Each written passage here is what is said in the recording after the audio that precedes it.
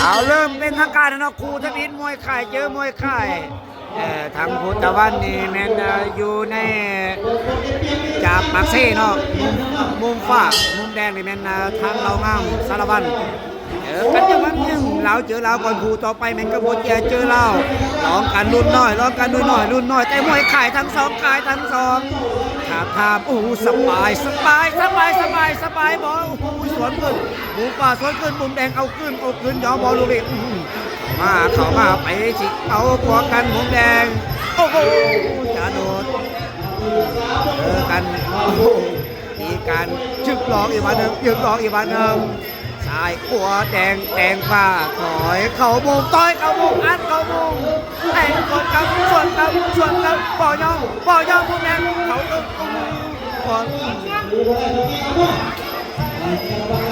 ว่าไผจะได้เปรียบกว่ากันเนาะมุนห้อยนี่มันมุมแดงได้เปรียบต่อยหน่อยกว่าสูงจะมาดีขามหัวเลยเหมือนครูนี่จะเข้าครูการถ่ายทอดสดระหว่างเรากับกัมพูชีเนาะอันนี้เป็นครูสุดท้ายระหว่างเรากับเราก็หลายพวกกรรมการสั่งซกแล้วซกเปล่าซกเปล่าลงแอบยื้อป้าไปจี้เข้ามายันเข้านะจะย้ำจะมาซ้อมจังหวะปากผ้าอัดเข้ามุมสวนขึ้นแดงสวนป้าสวนย่อเขา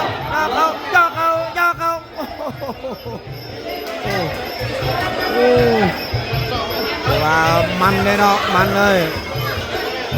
ดูนี่แดงฟ้าหอยแดงนี่ยางใส่แต่ว่าฟ้านี่ขาส่วนเนาะไอ้จับประสักมวยสารวันหลังจับประสักลูกหลังสารวัน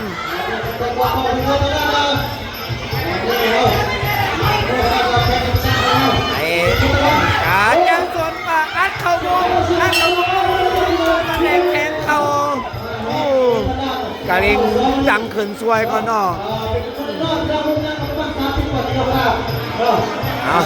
ตอนนี้กองเชียร์ FC ของพวกเขาเต็มกลางสนามแล้วการถ่ายทอดสดในมือนี้จะเป็นการถ่ายทอดสดทาง YouTube เนาะราชสปอร์ตบ่ได้ถ่ายทอดสดจะมีการถ่ายทอดสดทาง YouTube ของกัมพูชีราชสปอร์ตของพวกเขามาถ่ายทอดสดแต่ว่าส่งสัญญาณให้กับกัมพูชี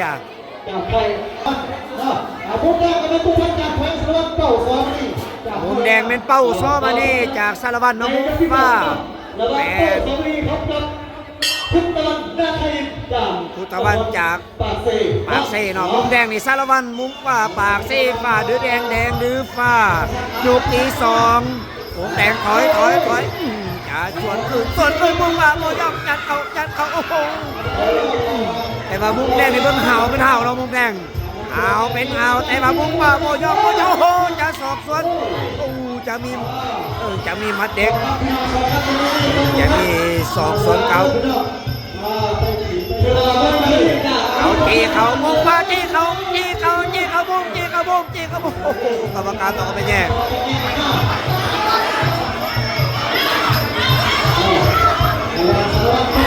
มุ้งป่าโดนใส่จังหวะดิน้อยกว่าแต่หันน้อยทั้งมุ้งป่าน้อยกว่าแต่หันนะสวนเขาเปลี่ยนเขาป่ามุ้งป่าเขามุ้งขึ้นแดงอัดจะสวนครับมุ้งแดงจัดโอ้จังหวะนี้ลมก็นอถือทางมุ้งป่าส่วนแต่ว่ายังลบได้เอาอัดเขามุ้งเดิม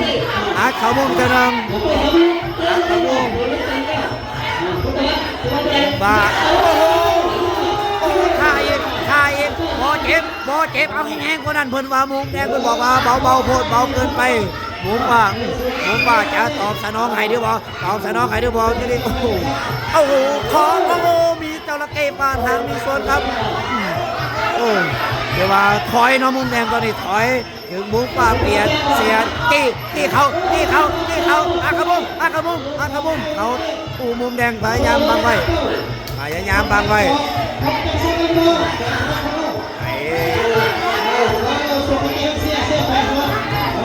กรรมการบอกว่าอย่าลีลาหลายตีหรือเปล่าตีเอาโดนเข้ามากรรมการ ไอ้กระแรงหมดหยกที่สองโอ้สู้สีเราบ่อยคู่นี้สู้สีหลายสู้สีหลายหน่อยสู้สีมุมแดงนี่เป็นทางสารวัตรมุมขวาเป็นทางปากเซ่ตอนนี้จะกลับเข้ามายก3ยกสุดท้ายยกสุดท้ายแล้วสารวัตรจับประสาน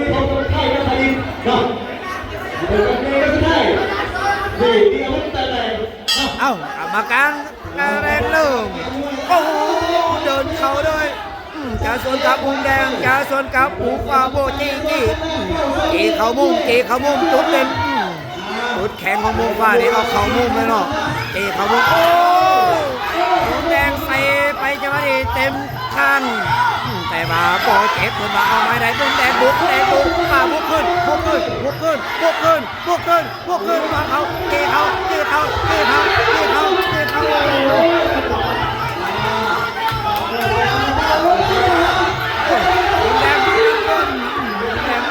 ดำขึ้น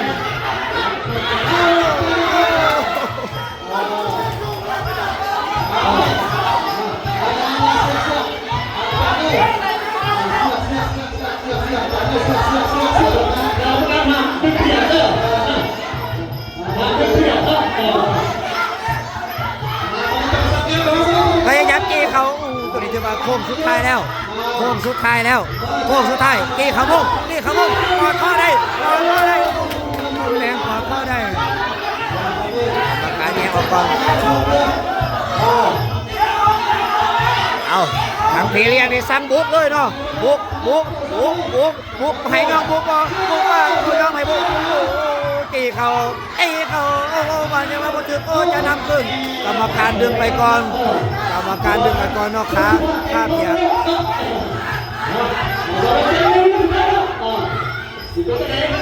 โอ้โหสลับขาหลอกเขาบุ้มเ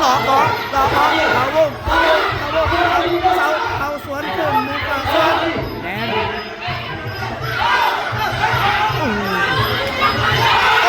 ยันมาดิเต็มคอเต็มข้างแต่ว่ายังแกนโอ้จุฬาบุ้มแดงนี่แซงในช่วงท้ายเนาะกรรมการยกแล้วเลยว่ามันใจมันใจเลยมุมแดงเลยส่วนสุดท้ายเนาะมุมแดงมาได้เปรียบแน่ในส่วนสุดท้ายแต่ว่า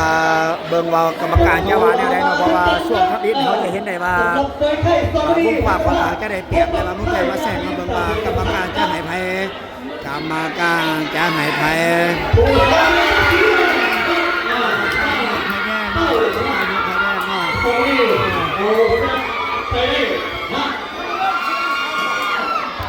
เป็นมุมแดงเนาะเป็นทั้งสารวัตรเรางามสามารถซัดหน้าได้อยู่ใน